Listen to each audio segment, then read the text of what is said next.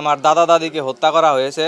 আমরা 2 দিন আগে হইতেছে আমাদের বাসায় কাজ করানোর জন্য 2জন লোক নিয়ে আসি করটিয়া হাটে থেকে। তো তারা প্রথম 2 দিন খুব ভালোভাবে কাজ করেছে এবং আমরা ভাবছি হয়তোবা লোকগুলো ভালো, সেজন্য তাদের কোনো আইডেন্টি এরকম কোনো কিছু আমরা রাখি নাই, বা শুধু জিজ্ঞেস করছিলাম যে বাসা কোথায় আর নাম কি তাদের। তারা আমাদেরকে ভুয়া আইডেন্টি দিয়েছে।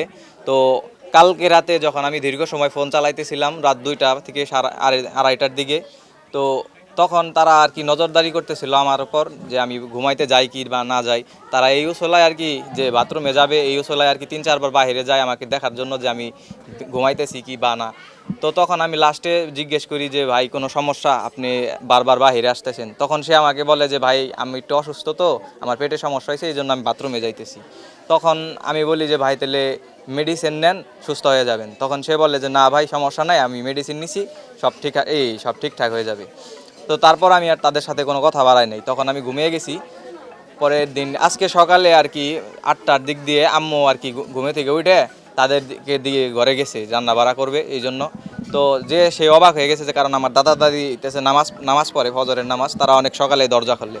তবে আজকে দরজা বন্ধ দেখে আম্মু ভাবছে যে তারা হয়তো অসুস্থ এই জন্য ঘুমাইতেছে। তো তাদের ডাক না দিয়ে প্রথমে দরজার কাছে গেছে, তারপরে দেখছে যে দরজার এক সাইডে কাটা আর এক দরজা খোলা।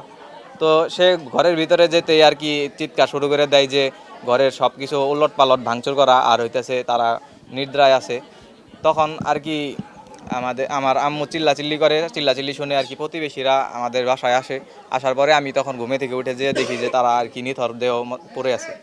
পরে আমি তাদেরকে টেস্ট করি যে তারা বেঁচে আছে কিনা, কিন্তু কেউ একজন বলে যে তারা বেঁচে আছে। এই জন্য আমরা তৎক্ষণাৎ তাকে হসপিটালে নিয়ে যাই, কিন্তু কোনো লাভ হয়নি। হসপিটালে থেকে ডক্টর আমাদেরকে ডিক্লেয়ার দিয়ে দিছে তারা মৃত।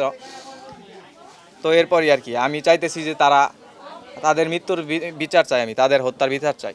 আমাকে ফোন দিয়েছে বাড়ির থেকে যে তোমার নানা এবং নানিকে কামরারা হত্যা করে নেশাজাতীয় দ্রব্য খাওয়িয়ে মেরে ফেলছে, তুমি তাড়াতাড়ি আসো। পরে আমি সকালবেলা আসলাম, আসার পরে দেখি যে এই দরজার সামনে পাশে টিন কেটে দরজা খুলে তারা ভিতরে ঢুকে আলমারি খুলে টাকা পয়সা নিচে অলঙ্কার নিয়ে গেছে। আর তাদের অসুস্থ অবস্থায় তারা ভাবছে অসুস্থ তাহলে বা অজ্ঞান হয়েছে, আমরা হসপিটাল নিয়ে যাই। হসপিটাল নেওয়ার পরে তাদের মৃত্যু ঘোষণা করছে। সঠিক তদন্তের মাধ্যমে সুষ্ঠু একটা বিচার চাই। বিদেশি কামলাগুলো এই ধরনের ঘটনা আমার এলাকায় ঘটিয়েছে।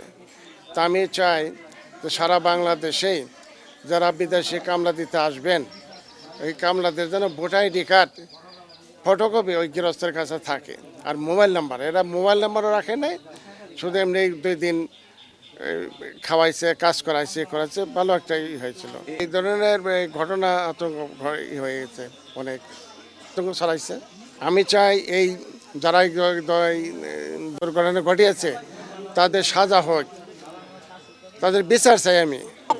শনিবারে সন্ধ্যায় কামলা আনছে, রবিবারে উনি যে টাগজ সাফ করতেছে, সোমবারে টাগজ সাফ করতেছে, এবার আলি নেই, আলি কিনবার গেছে, যাইয়া নিয়ে সোমবার দিনকে মঙ্গলবার দিন, কাল মঙ্গলবার গেছে না, কাল সোমবার গেছে, তাহলে বিকাল বেলায় আইসে সন্ধ্যার বেলায়, তা আলি নিয়ে আইসে, কয়ে আলি হবো না, তাহলে আবার খবর দিছে আরো আলি কিনছে।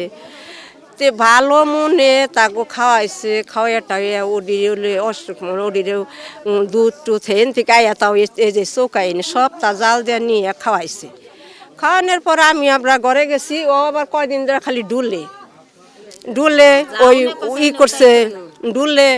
পরে আমি ঘরে গেছি, পরে আমার ডাক্তারছি ওর দাদি, মানে ওই বেড়া ওরা খাওয়ার পরেই ওই বেড়া মেডিসিন ওষুধরা দিছে। কাকু সারাদিন আমার নগে কইছে আমার খুব মায়া লাগতেছে, আমার আহুর বিষ হারছে, ইয়েছে অমুক হুজুরে দিছে, কাকা যদি এই ওষুধটা খাই ভালো হবো।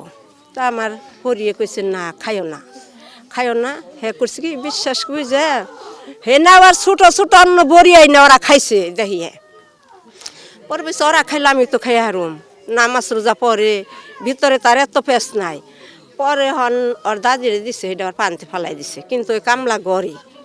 পরে অমনি আমি ঘরে গেছি, এটা বিরছে আর একটা ওই জটি খাইলো না কে কয় বিরসায় বিছনা নিচে অনেক বিরসায় কয় আপনার হাতে যে দিছিলাম, কয় হ্যাঁ আমি মনে নাই তো, পানির মধ্যে গুইলা কেমন জানি আমি ফালাই দিছি।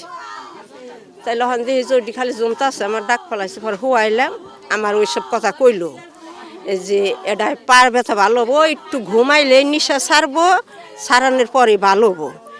তাইলে কাজ করে হুইয়া কইলাম কি আপনি জাগন থাকেন। এটা যখন কইতাছে একটু ঘুম কোনোবা হইলে তাইলে করিন।